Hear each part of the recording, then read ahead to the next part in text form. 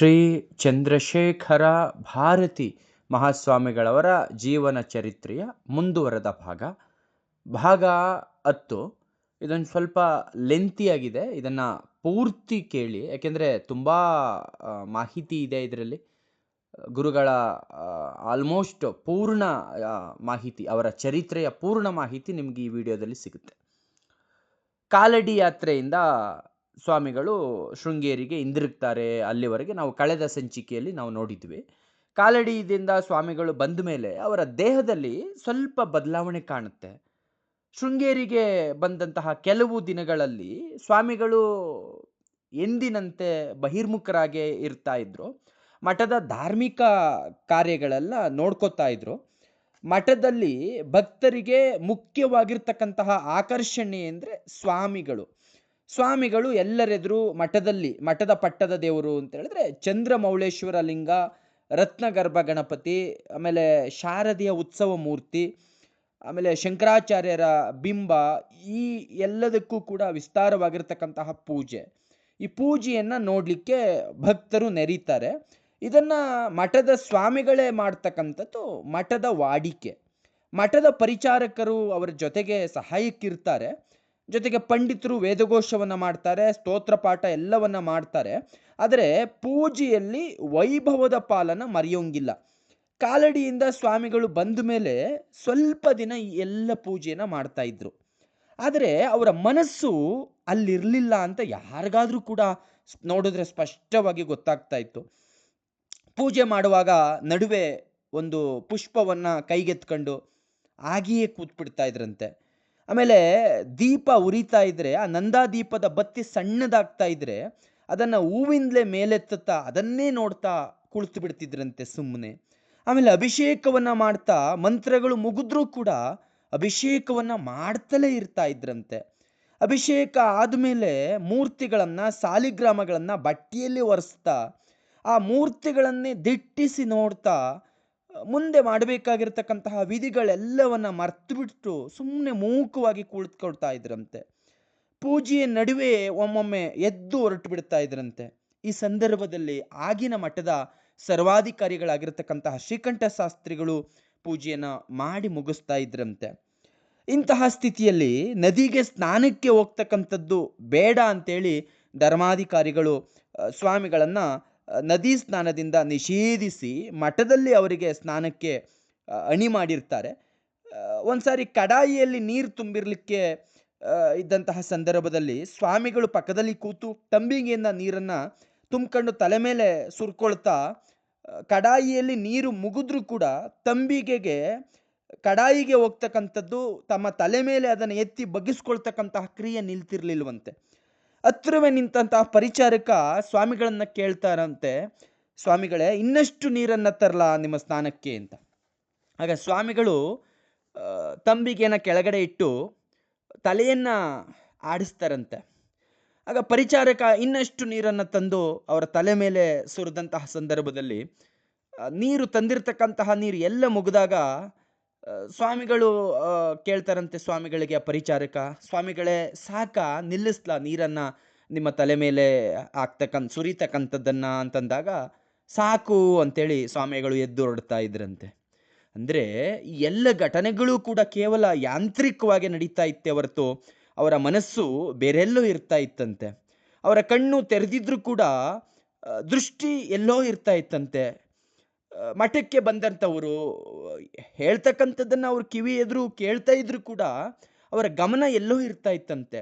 ಹೊರಗಣ ಪ್ರಪಂಚದೊಂದಿಗೆ ಏನೊಂದು ನಂಟು ಇಲ್ಲದವರಂತೆ ಸ್ವಾಮಿಗಳು ಇರ್ತಾ ಇದ್ರಂತೆ. ತೀರಾ ಅವಶ್ಯ ಅಂದರೆ ಮಾತ್ರ ಒಂದಷ್ಟು ಆಹಾರವನ್ನು ಅವರು ತಿಂತಾ ಇದ್ರಂತೆ, ಒಂದೆರಡು ಮಾತಾಡ್ತಾ ಇದ್ರಂತೆ. ಬರಬರುತ್ತಾ ಮಠದ ಪೂಜೆನೂ ಕೂಡ ಬಿಟ್ಬಿಟ್ರಂತೆ. ಆಮೇಲೆ ಸೂತ್ರ ಭಾಷ್ಯ ಪಾಠವನ್ನು ಆಯ್ದ ಶಿಷ್ಯರಿಗೆ ಬೋಧನೆ ಮಾಡ್ತಾ ಇದ್ರಲ್ಲ, ಅದನ್ನು ನಿಲ್ಲಿಸ್ಬಿಟ್ರಂತೆ. ಆಮೇಲೆ ಬಂದವರನ್ನು ನೋಡ್ತಕ್ಕಂಥದ್ದು, ನೋಡಿದವರೊಂದಿಗೆ ಮಾತನಾಡ್ತಕ್ಕಂಥದ್ದನ್ನು ಕೂಡ ಕ್ರಮೇಣವಾಗಿ ಬಿಟ್ಬಿಟ್ರಂತೆ. ಆಮೇಲೆ ಅವರ ಉಡುಗಿಯಲ್ಲಾಗಲಿ ಓರಣದಲ್ಲಾಗಲಿ ಎಚ್ಚರವೇ ಇರ್ತಾ ಇರಲಿಲ್ವಂತೆ. ಒಮ್ಮೊಮ್ಮೆ ವಸ್ತ್ರವನ್ನು ಧರಿಸಿರ್ತಾ ಇದ್ರಂತೆ, ಒಮ್ಮೊಮ್ಮೆ ವಸ್ತ್ರವನ್ನೇ ಧರಿಸದೆ ಇರ್ತಾ ಇದ್ರಂತೆ. ತುಂಗಾ ನದಿಯ ಆಚೆ ನರಸಿಂಹವನದಲ್ಲೇ ಇರ್ತಾ ಇದ್ರಂತೆ, ಮಠದ ಕಡೆಗೆ ಬರ್ತಾನೆ ಇರಲಿಲ್ವಂತೆ. ಆದರೆ ಈ ಬಾರಿಯ ಅಂತರ್ಮುಖ ಅವಸ್ಥೆ ಏನಿದೆ ಅದು ಮೊದಲಿರ್ತಕ್ಕಂತಹ ಉದ್ವೇಗವಾಗಲಿ, ಮೊದಲಿತ್ತಲ್ಲ ಆ ಉದ್ವೇಗ ಅಥವಾ ಕಾತರ ಈಗಿನ ಅಂತರ್ಮುಖಾವಸ್ಥೆಯಲ್ಲಿ ಇರಲಿಲ್ವಂತೆ. ಮುಖದ ಮೇಲೆ ಒಂದು ರೀತಿಯ ಮಂದಹಾಸ ಸದಾ ಮಿನುಗ್ತಾ ಇತ್ತಂತೆ. ವಾರಾನುಗಟ್ಲೆ ಊಟ ಮಾಡದೇ ಇದ್ರೂ ಕೂಡ, ವಿಶ್ರಾಂತಿ ತಗೊಳ್ಳದೇ ಇದ್ರೂ ಕೂಡ ಅವರ ಮುಖದಲ್ಲಿ ವಿಶೇಷವಾಗಿರ್ತಕ್ಕಂತಹ ಕಾಂತಿ, ಚೈತನ್ಯ ಇರ್ತಿತ್ತಂತೆ.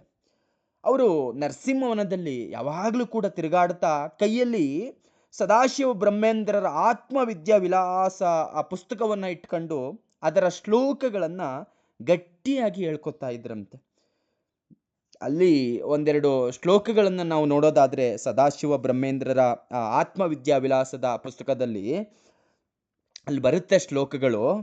ಎಲ್ಲ ಕರ್ಮಗಳನ್ನ ಕಟ್ಟನ್ನ ಕಳಚಿ ಬಿಸುಟು ಜಡನಂತೆ, ಕಿವುಡನಂತೆ, ಕುರುಡನಂತೆ ಕಾಡಿನ ಮೂಲೆ ಮೂಲೆಗಳಲ್ಲಿ ಓಡಿಯಾಡುತ್ತಾ ಈ ಯತಿ ತನ್ನಲ್ಲಿ ತಾನು ತೃಪ್ತನಾಗಿರುವನು ಅಂತ ಒಂದು ಶ್ಲೋಕ ಬರುತ್ತೆ.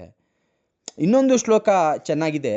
ಅದು ಪರಬ್ರಹ್ಮನಲ್ಲೇ ನೆಲೆಗೊಂಡು ಇವನು ತನ್ನ ಒಡಲೊಳಗಣ ಆನಂದವನ್ನೇ ಅನುಭವಿಸುತ್ತಾ ಒಮ್ಮೊಮ್ಮೆ ಧ್ಯಾನ ಮಗ್ನನಾಗ್ತಾನೆ, ಒಮ್ಮೊಮ್ಮೆ ಹಾಡ್ತಾನೆ, ಒಮ್ಮೊಮ್ಮೆ ಮನಬಂದಂತೆ ಕುಣಿತಾನೆ ಅಂತ ಒಂದು ಶ್ಲೋಕ ಬರುತ್ತೆ. ಇನ್ನೊಂದು ಶ್ಲೋಕ, ಅವನು ಏನನ್ನು ನೋಡುವುದಿಲ್ಲ, ಯಾರೊಂದಿಗೂ ಕೂಡ ಮಾತನಾಡುವುದಿಲ್ಲ, ಏನನ್ನೂ ಕೂಡ ಕೇಳಿಸಿಕೊಳ್ಳುವುದಿಲ್ಲ, ಎಣೆಯಿಲ್ಲದ ಪರಬ್ರಹ್ಮ ವಸ್ತುವಿನಲ್ಲೇ ನೆಲೆಗೊಂಡು ಅದೇ ಗುಂಗಿನಲ್ಲಿ ಕಟ್ಟಿಗೆಯ ತುಂಡಿನಂತೆ ಇರ್ತಾನೆ ಅಂತ. ಅಂದರೆ ಆತ್ಮವಿದ್ಯಾ ವಿಲಾಸದಲ್ಲಿ ಒಬ್ಬ ಅವಧೂತ ಯಾವ ರೀತಿಯಲ್ಲಿ ಇರ್ತಾನೆ, ಅವನ ಸ್ಥಿತಿ, ಅವಧೂತ ಸ್ಥಿತಿಯನ್ನು ಆತ ತಲುಪಿದ ಮೇಲೆ ಆತ ಯಾವ ರೀತಿಯಲ್ಲಿ ಇರ್ತಾನೆ ಅನ್ನೋದಕ್ಕೆ ನಾವು ಈ 3 ಶ್ಲೋಕಗಳನ್ನು ನಾವು ಉದಾಹರಣೆಯಾಗಿ ನಾವು ನೋಡಬಹುದು. ಈ ವರ್ಣನೆ ಏನಿವೆ ಇವು ಸ್ವಾಮಿಗಳ ಚರ್ಯೆಗೆ ಸಂಪೂರ್ಣವಾಗಿ ಹೊಂದ್ಕೊಳ್ತಾ ಇತ್ತು. ಚಂದ್ರಶೇಖರ ಭಾರತಿ ಸ್ವಾಮಿಗಳವರ ಚರ್ಯೆಗೆ. ಯೋಗ ಪರಿಭಾಷೆಯಲ್ಲಿ ಇದನ್ನೇ ನಾವು ಅಂತರ್ಮುಖ ಅವಸ್ಥೆ ಅಥವಾ ಆತ್ಮಜ್ಞಾನಿಗಳು ಅಥವಾ ಅವಧೂತರು ಅಥವಾ ಮೌನಿಗಳು ಅಂತೇಳಿ ನಾವು ಕರೀತೇವೆ. ಸುಮಾರು ಸಾವಿರಾರು ವರ್ಷಗಳ ಹಿಂದೆ ಜಡಭರತನೋ ಅಥವಾ ವಾಮದೇವ ಋಷಿಯೋ ಹಿಂಗೆ ಇರ್ತಾ ಇದ್ರಂತೆ ಅವಧೂತ ಸ್ಥಿತಿಯಲ್ಲಿ. ಈಗ ಇತ್ತೀಚೆಗೆ ಅಂದರೆ ನಮ್ಮ ಒಂದೆರಡು ತಲೆಮಾರಿನ ಹಿಂದೆ ನೆರೂರಿನಲ್ಲಿ ಸದಾಶಿವ ಬ್ರಹ್ಮೇಂದ್ರರು ಕೂಡ ಇದೇ ಸ್ಥಿತಿಯಲ್ಲಿ ಇರ್ತಾ ಇದ್ರಂತೆ. ಅಂತರ್ಮುಖ ಆಗ್ತಕ್ಕಂಥದ್ದು ಅಂದರೆ ಹೊರಗಣ ಹವ್ಯಾಸಗಳನ್ನು ಹಚ್ಚಿಕೊಳ್ಳದೆ ತಮ್ಮಷ್ಟಕ್ಕೆ ತಾವು ಇರುವುದು ಅಂತ ಅರ್ಥ ಅಂತ ನಾವು ಇಲ್ಲಿ ಅರ್ಥೈಸ್ಕೋಬೇಕು.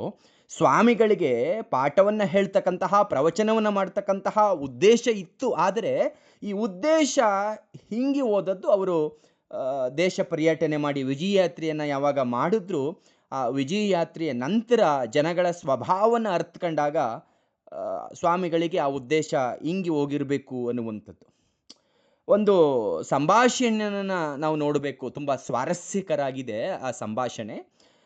ಯಾರೋ ಒಬ್ಬ ಲೋಕವನ್ನು ಉದ್ಧಾರ ಮಾಡಬೇಕು, ದೇಶವನ್ನು ಉದ್ಧಾರ ಮಾಡಬೇಕು ಎನ್ನುವಂತಹ ಆಸೆನ ಇಟ್ಕೊಂಡು ಒಬ್ಬ ಹಿರಿಯ ಗೃಹಸ್ಥ ಒಬ್ಬರು ಸ್ವಾಮಿಗಳ ಬಳಿಗೆ ಬರ್ತಾರಂತೆ. ಸ್ವಾಮಿಗಳ ಬಳಿಗೆ ಬಂದು ನಮಸ್ಕಾರವನ್ನು ಮಾಡಿ, ಗುರುಗಳೇ, ನಾನು ಲೋಕವನ್ನು ಉದ್ಧಾರ ಮಾಡಬೇಕು ಅಂತ ಇದ್ದೀನಿ. ನಾನು ಸುಮಾರು ಒಳ್ಳೊಳ್ಳೆ ಕೆಲಸಗಳನ್ನು, ಒಳ್ಳೊಳ್ಳೆ ಯೋಜನೆಗಳನ್ನು ನಾನು ಮಾಡಬೇಕು ಅಂತ ಅಂದ್ಕೊಂಡಿದ್ದೀನಿ. ಅದಕ್ಕೆ ನೀವು ಆಶೀರ್ವಾದವನ್ನು ಮಾಡಬೇಕು ಅಂತ ಒಬ್ಬ ಆತ ಬಂದು ಸ್ವಾಮಿಗಳಲ್ಲಿ ಆಶೀರ್ವಾದವನ್ನು ಬೇಡ್ತಾನಂತೆ. ಆಗ ಸ್ವಾಮಿಗಳು ಅವರು ಹೇಳ್ತಕ್ಕಂಥದ್ದೆಲ್ಲವದನ್ನು ತಾಳ್ಮೆಯಿಂದ ಸಾವಧಾನವಾಗಿ ಕೇಳ್ತಾರಂತೆ. ಕೇಳಿದ ಮೇಲೆ ಹೇಳ್ತಾರಂತೆ, ನೀವು ಹೇಳ್ತಕ್ಕಂಥದ್ದೆಲ್ಲ ಸರಿ, ಆದರೆ ಅದು ನಿಮಗೆ ತೊಂದರೆ ಅಲ್ವಾ? ನೀವು ಹೇಳ್ತಕ್ಕಂಥ ಎಲ್ಲ ಲೋಕ ಕಲ್ಯಾಣ ಕಾರ್ಯವನ್ನು ನೀವು ಮಾಡಿದ್ರೆ ನಿಮಗೇನು ಸಮಸ್ಯೆ ಆಗೋದಿಲ್ವಾ? ನಿಮಗೆ ಸಾಕಷ್ಟು ಹಣ ಬೇಕು, ಜೊತೆಗೆ ಸಮಯ ಬೇಕು, ಜೊತೆಗೆ ಸಮರ್ಥ ಜನರು ದೊರಕಬೇಕಲ್ಲ. ಎಲ್ಲದಕ್ಕೂ ಕೂಡ ಸಾಕಷ್ಟು ಹಣ ಖರ್ಚಾಗುತ್ತೆ. ಜೊತೆಗೆ ನಿಮಗೆ ಸಹಾಯ ಮಾಡ್ತಕ್ಕಂಥ ಜನರಿಗೆ ಧರ್ಮ ಏನಿದೆ ಆ ಧರ್ಮದಲ್ಲಿ ಶ್ರದ್ಧೆ ಇರಬೇಕಲ್ಲ, ತಿಳುವಳಿಕೆ ಇರಬೇಕು, ಶೀಲ ಇರಬೇಕು. ಎಲ್ಲ ಯೋಜನೆಗಳಿಗೆ ಅವರು ಒಪ್ಪಬೇಕಲ್ಲ, ನೀವು ಒಬ್ಬರೇ ಮಾಡ್ಲಿಕ್ಕೆ ಆಗಂಗಿಲ್ವಲ್ಲ ಅಂತಂದಾಗ ಆ ಗೃಹಸ್ಥ ಹೇಳ್ತಾರಂತೆ, ಅಂಥವರಲ್ಲಿ ನಾನೇ ಮೊದಲಿಗನಾಗ್ತೇನೆ. ಯಾರೂ ಬರದೇ ಇದ್ರೂ ಕೂಡ ನಾನೇ ಮೊದಲಿಗನಾಗಿ ಎಲ್ಲ ಸೇವೆಯನ್ನು ನಾನು ಮಾಡ್ತೇನೆ ಅಂತಂತಾರಂತೆ. ಆಗ ಸ್ವಾಮಿಗಳು ಹೇಳ್ತಾರಂತೆ, ಒಳ್ಳೆಯದು, ತುಂಬ ಸಂತೋಷ. ಆದರೆ ನಿಮಗೆ ಈಗ ಅಂತಹ ಕೆಲಸಗಳಲ್ಲಿ ತೊಡಗಲಿಕ್ಕೆ ಅವಕಾಶ ಇದೆಯಾ? ತಾವು ಈಗ ಫ್ರೀ ಇದ್ದೀರಾ? ಬೇರೆ ಯಾವುದೇ ಕೆಲಸ ಇಲ್ವಾ ನಿಮಗೆ ಅಂತ ಕೇಳಿದಾಗ ಆತ ಹೇಳ್ತಾರಂತೆ, "ನನಗೆ ದೇವರ ದಯೆಯಿಂದ ನನಗೆ ಏನೂ ತೊಂದರೆ ಇಲ್ಲ. ನಾನು ಕೆಲಸದಿಂದ ಈಗ ರಿಟೈರ್ಡ್ ಆಗಿದ್ದೇನೆ. ನಿವೃತ್ತಿ ಜೀವನವನ್ನ ನಾನು ಮಾಡ್ತಾ ಇದ್ದೇನೆ. ಭಗವಂತನ ದಯೆಯಿಂದ ನನಗೆ ಮನೆ, ಭೂಮಿ, ಆಸ್ತಿ ಎಲ್ಲ ಚೆನ್ನಾಗಿದೆ. ಅದನ್ನ ನೋಡ್ಕೊಳ್ಳಿಕ್ಕೆ ಒಬ್ಬ ಸಮರ್ಥ ಮಗನೂ ಕೂಡ ಇದ್ದಾನೆ. ಹಂಗಾಗಿ ನಾನು ಉಳಿದಿರ್ತಕ್ಕಂತಹ ನನ್ನ ಬಾಳನ್ನೆಲ್ಲ ಧರ್ಮ ಕಾರ್ಯಕ್ಕೆ, ಲೋಕ ಕಲ್ಯಾಣಕ್ಕೆ ನಾನು ಮೀಸಲಾಗಿ ಇಟ್ಕೊಂಡಿದ್ದೇನೆ" ಅಂತ ಆ ವ್ಯಕ್ತಿ ಹೇಳಿದಾಗ ಸ್ವಾಮಿಗಳು ಕೇಳ್ತಾರಂತೆ, "ನಿಮಗೆ ಸಂಸ್ಕೃತ ಬರುತ್ತಾ?" ಅಂತ. ಆತ "ಬರುತ್ತೆ" ಅಂತಾನೆ. ಸ್ವಾಮಿಗಳು ಕೇಳ್ತಾರೆ, "ಎಷ್ಟು ಓದಿದ್ದೀರಿ?" ಅಂತ. ಆತ ಹೇಳ್ತಾನೆ, "ನಾನು ಕಾವ್ಯಗಳ ಅಧ್ಯಯನವನ್ನ ಮಾಡಿದ್ದೀನಿ" ಅಂತ. ಸ್ವಾಮಿಗಳು ಕೇಳ್ತಾರೆ, "ಹಂಗಾದ್ರೆ ತರ್ಕ ಆಗ್ಲಿ, ವ್ಯಾಕರಣ ಆಗ್ಲಿ ಓದಿಲ್ವಾ?" ಅಂತ. ಆಗ ಆತ ಹೇಳ್ತಾನೆ, "ಇಲ್ಲ" ಅಂತ. ಆಗ ಸ್ವಾಮಿಗಳು ಕೇಳ್ತಾರೆ, "ವೇದಾಂತ ಗ್ರಂಥಗಳನ್ನ ಓದಿದ್ದೀರಾ?"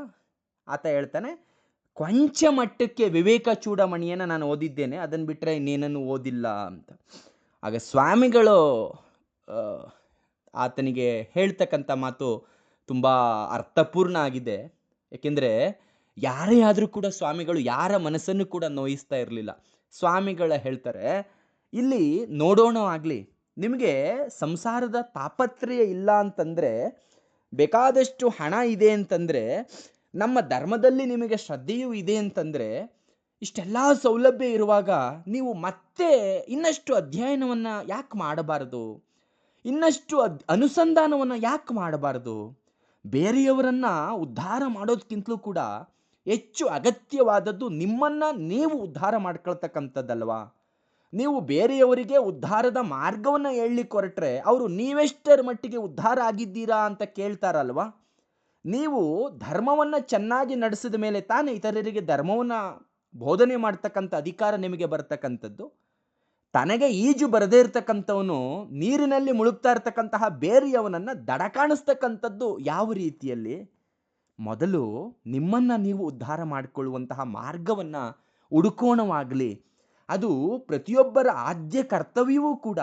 ತನ್ನ ಉದ್ಧಾರವನ್ನೇ ಮರೆತು ಬೇರೆಯವರ ಉದ್ಧಾರವನ್ನ ಯೋಚಿಸ್ತಕ್ಕಂಥವನು ಹೆಡ್ಡನೆಂದು ಆಚಾರ್ಯರು ಹೇಳಿದ್ದಾರೆ.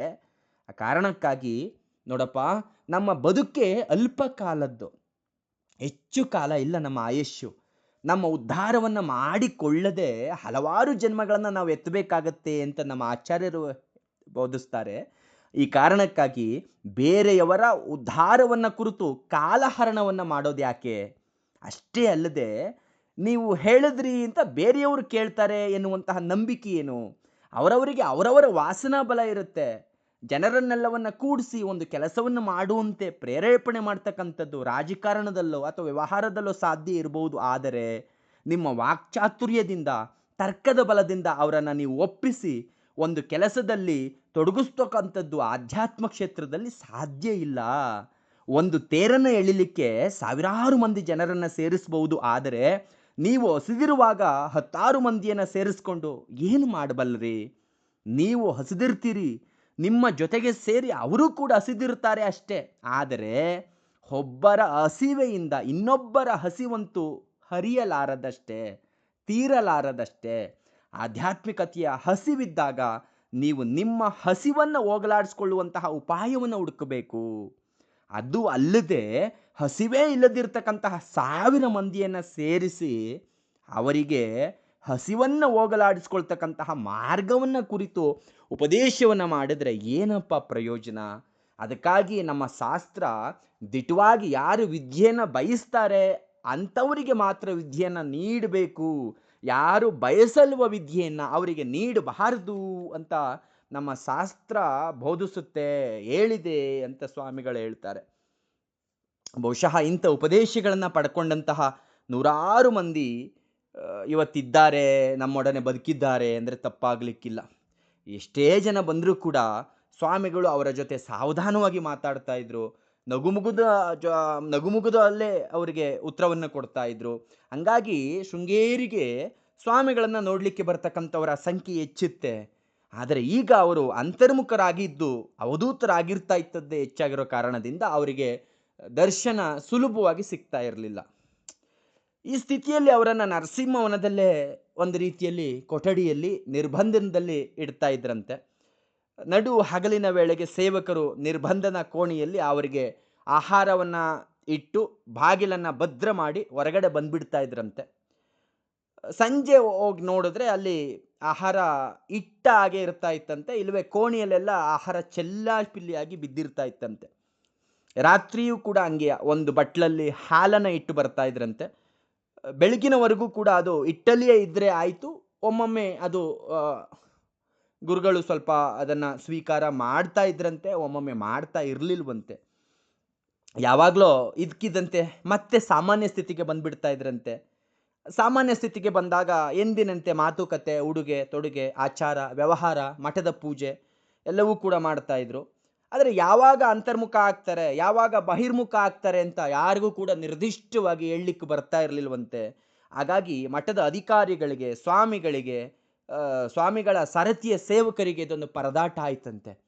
ಅಂತರ್ಮುಖರಾದಾಗ ಅವರಿಗೆ ಯಾವ ರೀತಿಯಲ್ಲಿ ನಿರ್ಬಂಧ ಮಾಡಬೇಕು, ಬಹಿರ್ಮುಖರಾದಾಗ ಅವರನ್ನು ಯಾವ ರೀತಿಯಲ್ಲಿ ಸೇವೆ ಮಾಡಬೇಕು ಅನ್ನುವಂಥದ್ದೇ ಸ್ವಾಮಿಯ ಸೇವಕರಿಗೆ ದೊಡ್ಡ ತಲೆನೋವಾಗುತ್ತೆ. ಮಠದ ಆಡಳಿತದಲ್ಲೇನು ವ್ಯತ್ಯಾಸ ಆಗಲಿಲ್ಲ, ಯಾಕೆಂದರೆ ಧರ್ಮಾಧಿಕಾರಿಗಳಾಗಿ ಶ್ರೀಕಂಠ ಶಾಸ್ತ್ರಿಗಳು ಆಡಳಿತವನ್ನು ನಡೆಸ್ತಾ ಇದ್ರು. ಮಠದಿಂದ ನಡಿಬೇಕಾಗಿರ್ತಕ್ಕಂತಹ ಎಲ್ಲ ಪೂಜೆ, ಎಲ್ಲ ವ್ಯವಸ್ಥೆಯೂ ಕೂಡ ನಡೀತಾ ಇತ್ತು.